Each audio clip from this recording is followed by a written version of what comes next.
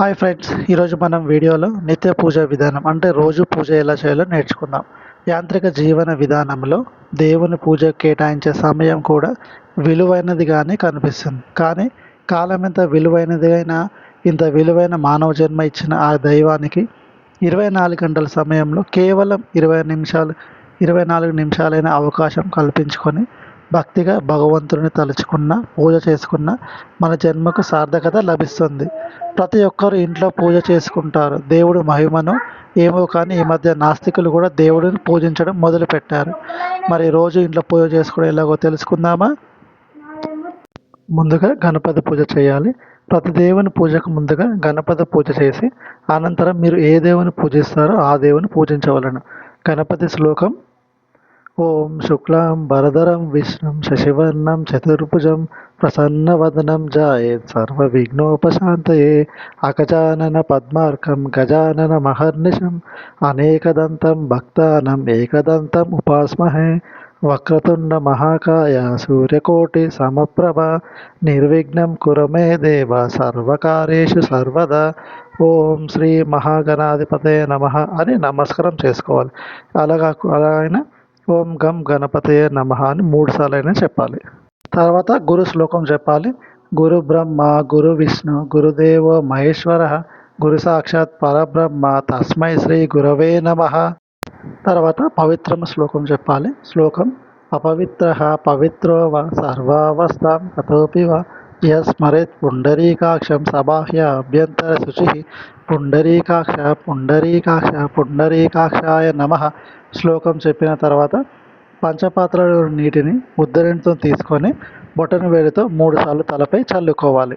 అనంతరం ఏకహారతి వెలిగించాలి. ఏకహారతి వెలిగించి దానికి గంధం, పసుపు, కుంకుమ అలంకరించాలి.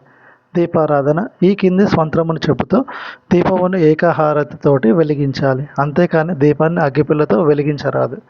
దీపస్వం బ్రహ్మ రూపోసి జ్యోతిషాం ప్రభురవ్యయః సౌభాగ్యం దేహి పుత్రాంచ సర్వాన్ కామాంచ దేహి మే ఇది దేవతాభ్యో నమః. ఈ దీపానికి గంధం, పసుపు, కుంకుమ, పువ్వులు అలంకరించాలి. ఆడవారు 5 వత్తులు, మగవారు 3 వత్తులు, హీన పక్షంలో కనీసం 2 వత్తులు అయినా వెలిగించాలి. తర్వాత ఘంటానాదం: ఈ కింది శ్లోకం చదువుతూ గంట వాయించాలి. ఆగమార్థంతు దేవానాం గమనార్థంతు రాక్షసాం కుర్యాత్ ఘంటారావం తత్ర దేవతాహ్వాన లాంఛనం. ఈ శ్లోకానికి అర్థం ఏమిటంటే దేవతలు ఉండే చోట రాక్షసులు ఉండరు కదా. ఈ పరమ పవిత్రమైనటువంటి ప్రదేశంలో దుష్టశక్తులు ఉండకూడదు. కాబట్టి మీరు ఇక్కడి నుండి వెళ్ళిపోండి అని గంట కొట్టి దేవతలను మనము లాంఛనంగా ఆహ్వానించడానికి ఘంటానాదం చేయడం జరుగుతుంది. తర్వాత మనం ఆచమనం చేయాలి. స్త్రీలైతే స్వాహ అనరాదు, నమః అనాలి. ఓం కేశవాయ స్వాహ అని తీర్థం తీసుకోవాలి. ఓం నారాయణాయ స్వాహ అని తీర్థం తీసుకోవాలి.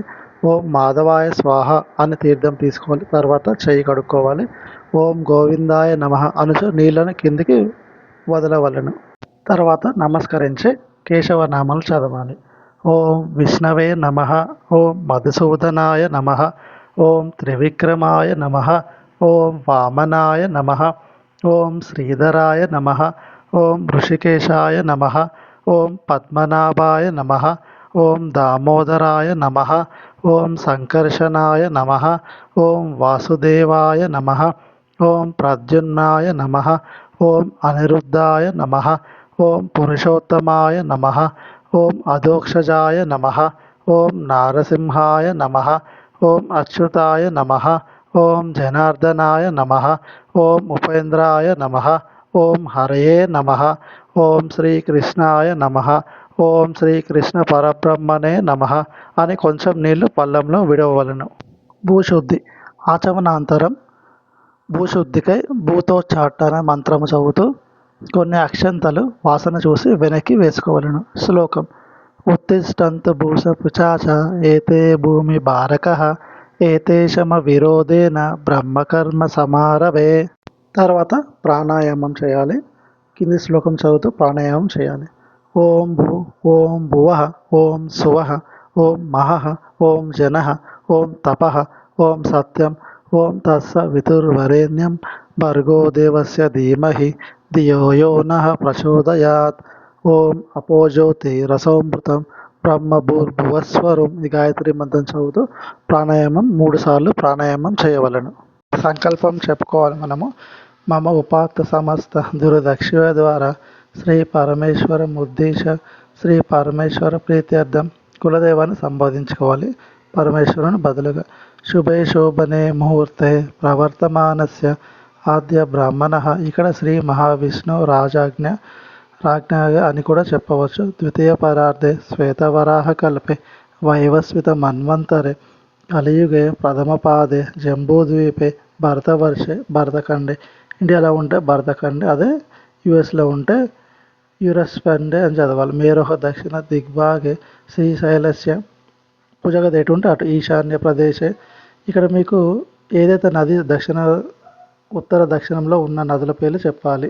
ఏ నదికి దగ్గరగా ఉంటే ఆ నది పేరు. కృష్ణా నదీ సమీపే నివాసిత గృహే, సొంత ఇల్లు అయితే సొంత గృహే అని చదవాలి. ఆస్మిన్ వర్తమాన వ్యావహారిక చాంద్రమానేన శ్రీ పరాభవ నామ సంవత్సరే. మనం ఇప్పుడు ప్రస్తుతానికి పరాభవ నామ సంవత్సరంలో ఉన్నాము. గ్రీష్మ ఋతువు ఎండాకాలం 2026.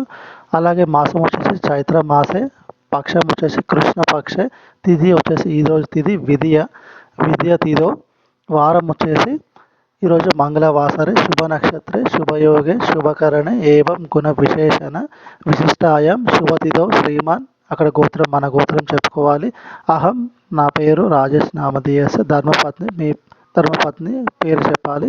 నామదేవతి సకుటుంబానం క్షేమ ధైర్య విజయ అభయ ఆయురారోగ్య ఐశ్వర్యాభివృద్ధ్యర్థం ధర్మార్థ కామ మోక్ష చతుర్విధ ఫల పురుషార్థ సిద్ధ్యర్థం అభీష్ట సిద్ధ్యర్థం సర్వాపదం నివారణార్థం సకల కార్య విఘ్న నివారణార్థం సత్సంతాన సిద్ధ్యర్థం శ్రీ పార్వతీ సహిత పరమేశ్వర దేవతా ముద్దీక్ష కల్పోక్త విధానేన యథాశక్తి షోడశోపచార పూజం కరిష్యే అని చదివి అక్షింతలు నీరు కలిపి పళ్ళెంలో విడవలను. నిర్విఘ్నేన పూజ పరిసమాప్తం. మహాగణాధిపతయే నమః. శ్రీ గురుభ్యో నమః. ఇలా మనం రోజు పూజ చేసుకోవచ్చు. ఇదే విధానాన్ని ఫాలో అవ్వండి. అలాగే సబ్స్క్రైబ్ చేసుకొని వాళ్ళు సబ్స్క్రైబ్ చేసుకోండి. ఈ వీడియోని షేర్ చేయండి, లైక్ చేయండి. Thank you for watching.